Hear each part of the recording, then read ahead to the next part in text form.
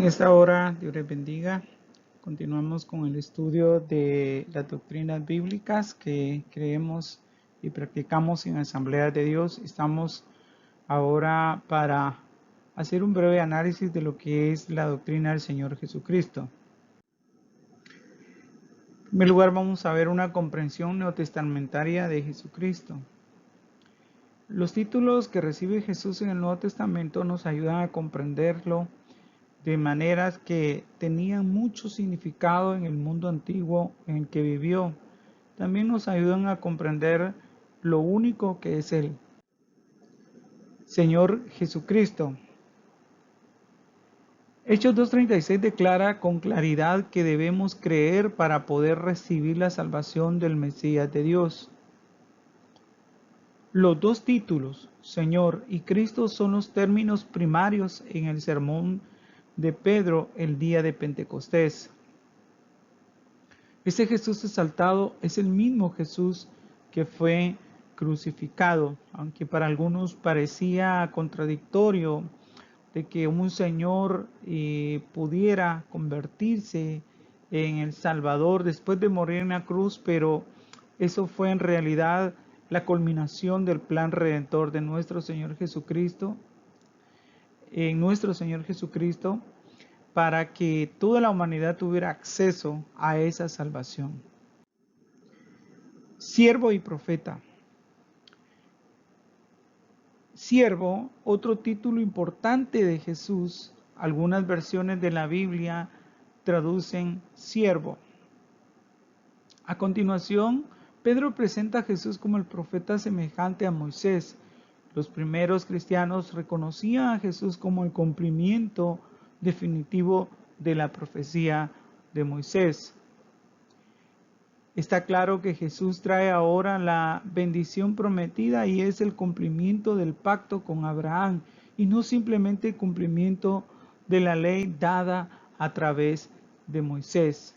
Es decir, que Jesús fue electo, fue enviado como un siervo y profeta a la vez. El verbo. Juan 1.1 presenta a Cristo por medio del término logos. Este vocablo griego significa palabra, afirmación, mensaje, declaración o el acto de hablar. Juan presenta después al verbo como agente activo en la creación, según lo vemos en el capítulo 1 de Génesis. La verdad esencial acerca del verbo a quien se describe aquí se halla en Juan 1.14. Y aquel verbo fue hecho carne y habitó entre nosotros. Vemos aquí que se lleva el término logos hasta servir para descubrir a nuestro Señor Jesucristo. Hijo del hombre. El de hijo de hombre es el que Jesús prefería emplear al hablar de sí mismo, es decir, el nombre que él hallaba más adecuado para poderse identificar con los seres humanos. El Hijo del Hombre había venido y estaba presente en la tierra. Además, le falta aún venir con poder y gloria. Esto obviamente sucederá en la segunda venida, que se ha de manifestar de esa forma. A juzgar por los escritos apocalípticos judíos, esperaríamos que un ser superangélico o poderoso asociado del anciano de días, eso es lo que ellos calificaban. El Mesías. El término griego Christos, es decir, ungido, traduce el hebreo Mashiach, que ha pasado a las versiones modernas de la Biblia como Mesías, lo más frecuentemente conocido como Cristo. Posteriormente su significado se concretó a un descendiente de David del que se esperaba que reinaría sobre los judíos y les daría la victoria sobre los gentiles que eran sus opresores. Esto era lo que esperaban los judíos en el tiempo de Jesús. Es decir, esperaban un libertador, pero del yugo de la esclavitud. Jesús rehuía el título de Mesías Esta es una de las cosas sorprendentes acerca de su condición de Mesías. Recordemos que él prefería el nombre del Hijo del Hombre y no en sí un Mesías, porque él quería que la gente descubriera a través de sus enseñanzas, pudiera venir a tener esa relación con Dios, no simplemente seguir a Jesús nada más porque los demás lo seguían, porque tenía un nombre, porque tenía una fama, sino que la gente realmente fuera transformada y se acercara a Dios. Ningún otro título de Jesús se convirtió en nombre suyo, sino Mesías o Cristo, que es conocido también nuestro Señor. Herejías relacionadas con la naturaleza de Jesucristo. Las herejías sobre Cristo estaban ya presentes en los tiempos del Nuevo Testamento, como lo muestra con claridad 1 Juan 4, 1 al 3. Los padres de la iglesia tomaban con la máxima seriedad sus controversias contra los herejes, porque entendían que los fundamentos mismos del cristianismo estaban en juego en estos temas. Entonces vamos a ver a continuación algunas de ellas.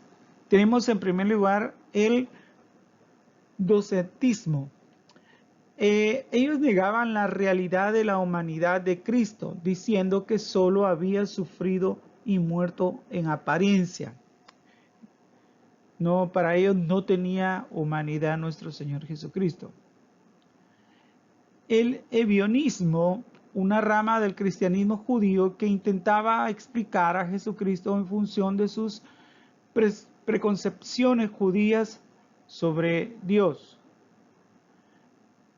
El arrianismo, el problema básico de la enseñanza de Arrio, era su insistencia en que el Hijo había sido creado por el Padre, quitándole la humanidad. El apolinarianismo, Apolinar de la Odisea, vivió a lo largo de casi todo el siglo IV, creía en la definición nicéana sobre la divinidad de Cristo, pero sostenía que como hombre Jesús había tenido espíritu, alma y cuerpo. Esto lo convertiría en un ser cuatripartito, lo que no es en realidad de esa manera. El monarquianismo, entre las herejías relacionadas con la naturaleza de la Trinidad, que también interpretaron incorrectamente la naturaleza de Cristo, se halla el monarquianismo, que tanto en su forma dinámica como en su forma modalista tenían un concepto deficiente de la persona de Cristo. Consideraciones sistemáticas sobre la cristología. El nacimiento virginal. Jesús fue concebido siendo María una virgen y que ella seguía siendo virgen cuando él nació. Esto pues ha causado mucha controversia entre los estudiosos, entre los eruditos, acerca de el estado físico de María, pero tenemos que verlo desde el punto de vista del plan de Dios, que María fue un instrumento que Dios utilizó y que mientras ella pues permanecía desposada con José y luego pues ella concibió del Espíritu, ¿verdad? Sin la intervención humana, y de esa forma fue como nació Jesucristo. A eso se refiere la palabra de Dios. La unión hipostática. La descripción de la unidad entre la naturaleza divina y la humana en la persona única de Jesús. A muchos les cuesta entender que Jesús fue hombre, pero no dejó de ser Dios. Es una controversia muy fuerte que existe acerca de esa controversia, ¿verdad? O sea, acerca de lo que se menciona acá. Jesús y el Espíritu Santo. La clave del avance del Evangelio en nuestros días es el reconocimiento que los creyentes pueden conocer a Jesús cuando el Espíritu Santo derrame sobre ellos su poder para descubrirlo. Es decir, el Espíritu Santo es el que guía a la persona para poder encontrar la salvación. Y esto fue muy importante en el ministerio de Jesús. Vemos de que del inicio, bueno, el Espíritu Santo lo lleva al desierto y luego cuando Él es bautizado desciende en forma corporal como paloma.